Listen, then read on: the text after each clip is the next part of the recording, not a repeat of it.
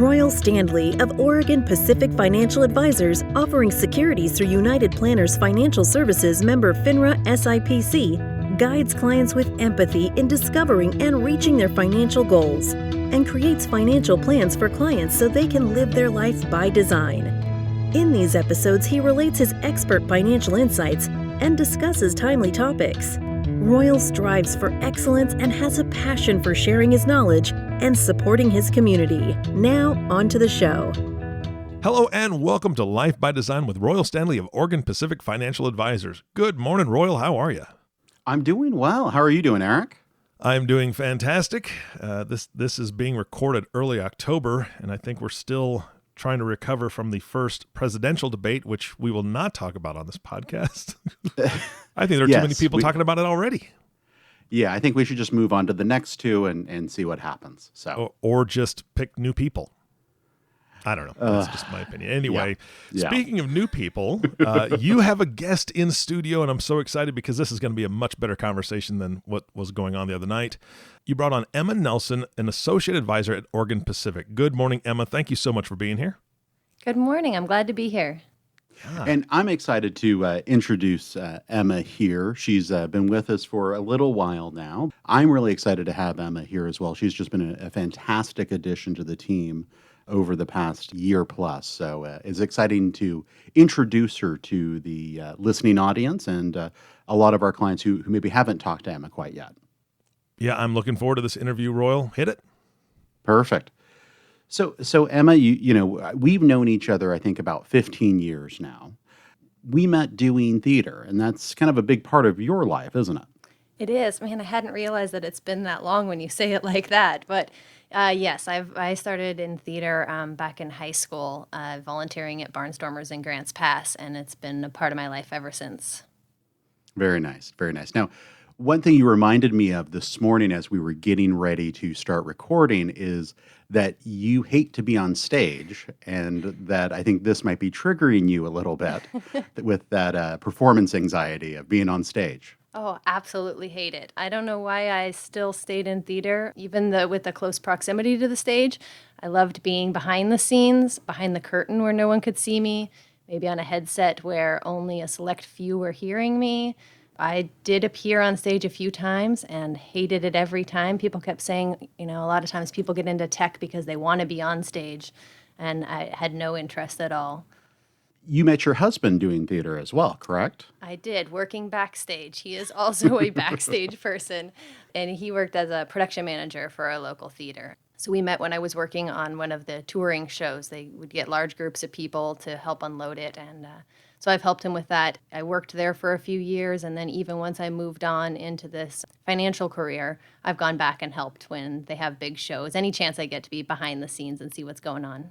Very nice. You know, the interesting thing, when we met, years and years ago, I think you had already established a reputation for just being completely professional, kind of top-notch, and can really handle any situation backstage. So even then, you know, I think when you were, just out of high school, you had already built this reputation of really being able to handle yourself no matter the situation. And that always impressed me. And I wish we would have gotten the chance to work on other projects as well. But, we just had to wait 14 or 15 years to do that.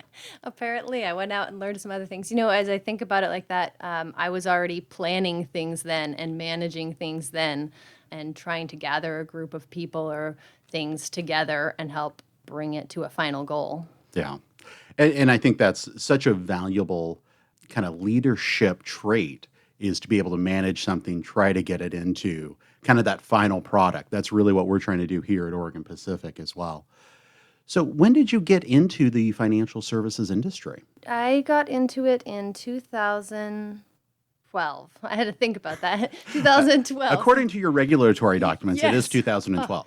Yeah, 2012, and same thing. I actually ran into someone who was a part of the theater with me, who was a financial advisor, and she said, what else do you want to do? And I said, I'm not sure. I've enjoyed doing theater, but I'm not sure what else I want to do. So she asked me to join her team. That was kind of the first dipping my toes into it and seeing what the whole financial advising industry was about. And I think we probably ran into each other a few times during kind of those first early years. And I know we had a few conversations there. I think the interesting thing is how much time I took trying to get you over here and recruit you to Oregon Pacific. Yes, it was a long time, and I kept saying, no, I don't think that's quite right. I think we ran into each other because your office is downtown, and the theater I was helping at was downtown. So you strolled by when we were unloading or loading up one show or another, and I had a lot of other things going on in my life, and kept considering it, and it never quite worked out. I was busy with my kids, and I'm really glad that it finally clicked. Me too. You've been a great addition here over the past year, even though you did take some time off to have your second daughter. You always think the timing has to be just right. So when we talked last year, I kept thinking, I know it's got to be the perfect timing, and decided, no, it's okay that you were okay with me taking some maternity leave, which was really wonderful to get to spend that time with my daughter.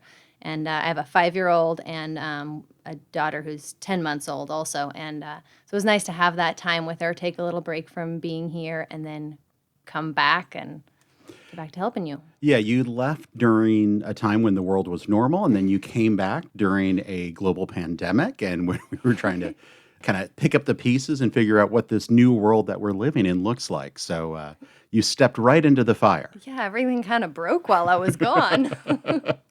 So you were the one holding everything together. I guess so. That's what I get for staying home for a little while. You take your eye off the ball one time and look what happens. So tell me a little bit about kind of what drew you into financial planning. Well, I kind of fell into it and wasn't sure what I wanted to do with it, but knew I was presented with an opportunity to help people. So I've just kind of taken the last few years since I started to learn as much as I can. This industry is always changing, and I love that because there's always new information and it's never boring. But I really saw an opportunity to help people and share that knowledge with them, make it accessible to them, because it affects every corner of your life. And if people can get that information early and help saving for their retirement or make good financial decisions when they're buying a house or dealing with their debt, then that can have a positive impact for the rest of their lives and their children's lives. It really is great to see you interacting with your clients and my clients, since we're working together as a team on a lot of different projects, and just seeing that client first or people first attitude with really everything you're doing and what you're bringing to the table when you are giving advice. I just love people. I mean, you wouldn't get it from my fear of the stage and being in front of people, but, one-on-one conversations and getting to talk to people and hear their story and hear what they're passionate about. I love that. Excellent. So, Emma, what's your philosophy when it comes to financial planning and working with individuals? Really just looking at everything in their lives and trying to bring it all together. If you're just looking at a retirement account, it doesn't give you a full picture of what's going on in someone's life. So asking about what they care about, what motivates them, what they want to spend their free time doing, and then really bringing that around to how you can achieve that with your finances. And I think that's one thing that is very nice, because we have a very similar philosophy there when it comes to working with people. It's about a whole lot more than just the accounts and the asset allocation and that sort of thing. I think we both truly believe it's about using those resources as tools to live the life that you want to lead. So it's exciting to see you working with your clients on that as well. Absolutely. Well, and that's one of the things that I loved and finally convinced me to come over to Oregon Pacific, is seeing how much the whole team cares about people and wants to work with them and find them answers or help them with whatever is going on in their lives. Yeah, I think one thing I've really strived for here at Oregon Pacific is really trying to just simplify people's lives as much as possible when it comes to kind of this complicated topic of financial planning. And I think that's true. A lot of people come here. I had a lot of conversations with people that just feel like it's so overwhelming between the terminology and the media hype on some things and the unknown of the future. When you're just putting money into something and you don't know your future, much less the future of the market or anything else, there's so many unknowns that just being able to have someone to talk to about those things and explain the terminology and walk you through things can be really helpful. So what is the part of your day you enjoy most as a financial planner? Probably getting to talk to people. backstage, you get stuck talking to the same people all the time. Maybe that's what got me out of backstage. But really being able to meet new people, I enjoy that. I enjoy picking up the phone and checking in on clients, seeing how they're doing, if we haven't talked to them for a little while. And they always want to know, is something wrong? Like, why are you calling me? And it's not. It's just to say hi. We just want to know how you're doing and make sure everything else is going well in your life. And I really enjoy those conversations. Excellent. So when you're not here at work and you're not creeping around backstage at a theater, what do you do outside of kind of your work and that sort of thing? Someone asked me recently, what else I enjoy doing, and I don't remember anymore before kids. Everything I do is with my kids now, and I love every second of it. At 5 and almost a year, they are always busy doing something, and sometimes I have this grand plan on the weekend to plan to do something with them, and it always just goes right out the window with whatever the 5-year-old's imagination is doing, whether it's always something with her. So I love spending time with them. I'm looking forward to teaching her to ski or snowboard, maybe this winter, maybe the next year. I'm trying to hold back as long as I can, but I can't wait to get out on the mountain with her. And I have agreed to let my husband to teach her to ski first, and then we'll teach her to snowboard and see which one she likes best, because that might be easier. But anything outdoors, we go camping. We've planted a huge garden on our property, and so we just go out as a family and pick things for dinner and kind of talk about our day and anything outdoors. Yeah, it's amazing how kids can just kind of become the center of your universe, especially in those early years. I know that feeling well, and that's exciting. So, are you going to kind of tip the scales there unfairly between skiing and snowboarding for your daughter? She will get to choose whichever one she likes, but it just so happens that mommy loves snowboarding. So okay. We'll see. Right. Skiing is probably easier to start with. I didn't learn until I was in high school to snowboard and transfer. And I can do both now, but we'll see. I just have a feeling she'll love snowboarding like me. Very nice, very nice. Now, you and your husband also built your home that you're living in currently, correct? Yes, we did. And that used all of our management skills as well. We've said maybe it's like having a child, you say you'll never do that again, which we still think that it was a lot of work, a lot of planning, a lot of details to take care of. But we enjoyed it, and we love having something that we created, or we were there watching people create all the time. And we might do it again down the road if we were given the opportunity. But it was an arduous process for sure. Very nice. So how has COVID affected you and kind of what's your outlook for this next year? We were really fortunate to have young children that we don't have to worry about the school issue too much.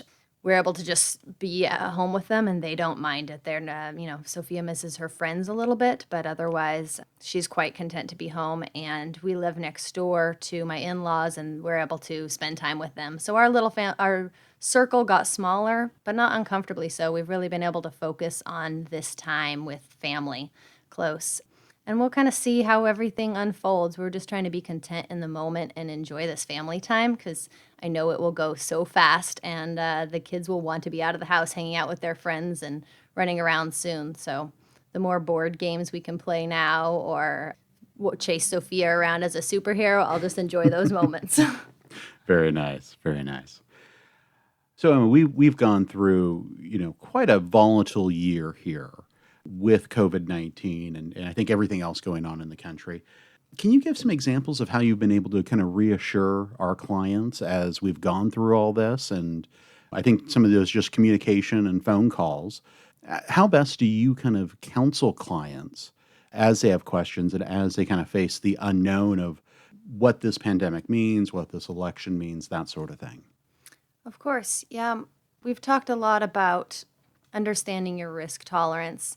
Our first question is, how are you doing? And how are things going for you? What has changed? And there will always be volatility in the markets at some point. That's what they do. They go up, they go down. So how much does a client want to be watching that, be involved in that? How much do they want their investments to reflect that volatility? So really, those are conversations we have before volatility, before anything goes wrong in the markets. So we talk about, what are you going to want to see if the market does drop 20%? So because we've had those conversations early on, our clients are prepared for it. And that's really what we want to talk to people coming in too, is it's going to happen at some point.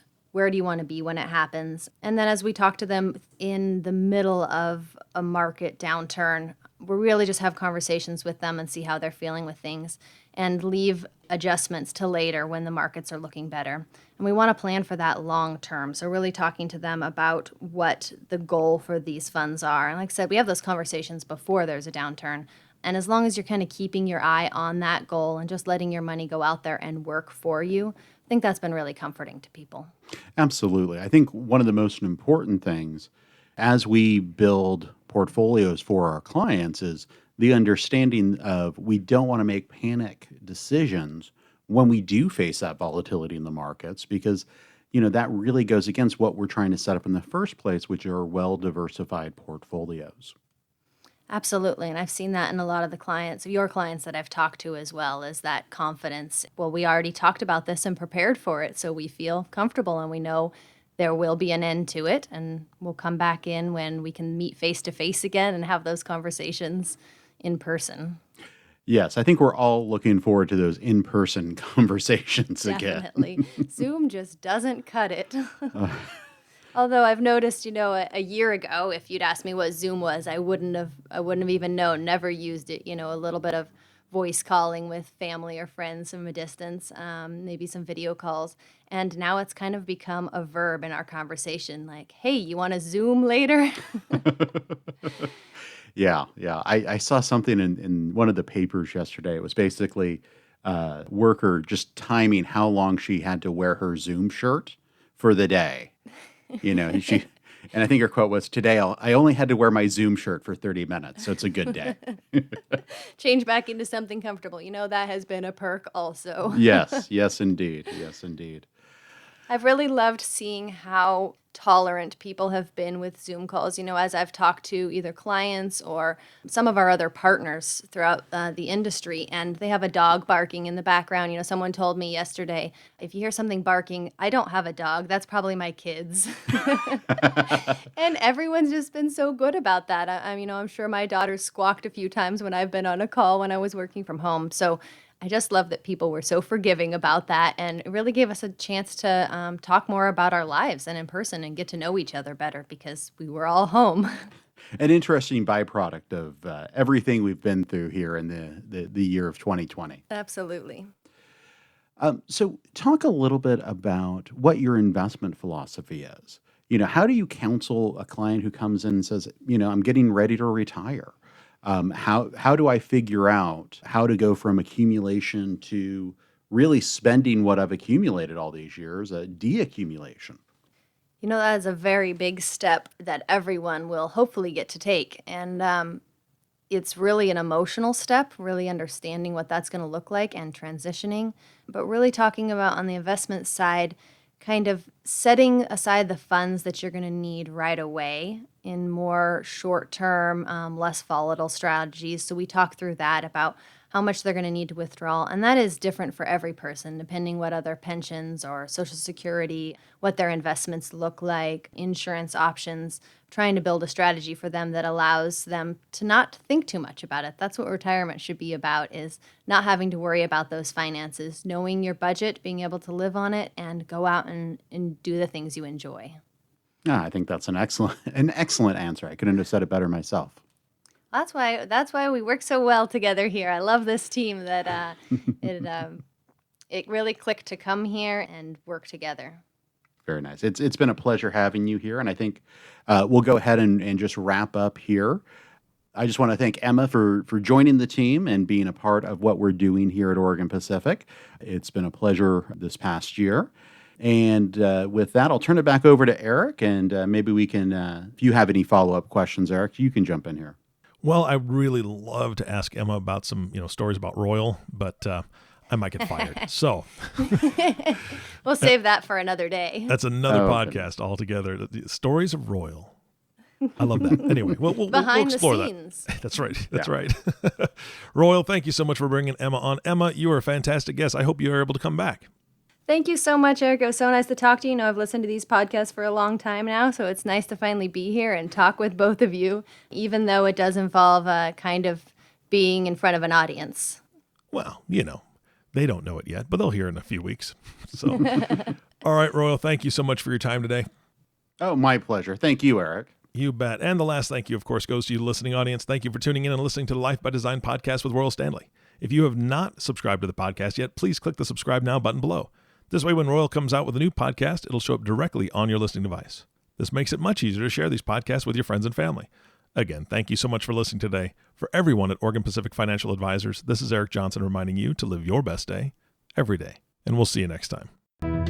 Thank you for listening to the Life by Design podcast. Click the subscribe button below to be notified when new episodes become available. The views expressed are those of the presenter and may not reflect the views of United Planners Financial Services. Material discussed is meant to provide general information and is not meant to be construed as specific investment, tax, or legal advice. Individual needs vary and require consideration of your unique objectives and financial situation. Always seek the advice of your financial advisor or other qualified financial service provider with any questions you may have regarding your investment planning. Advisory services offered through Oregon Pacific Financial Advisors, Inc. Securities offered through United Planners Financial Services of America, member FINRA and SIPC. Oregon Pacific Financial Advisors, Inc. and United Planners Financial Services are independent companies.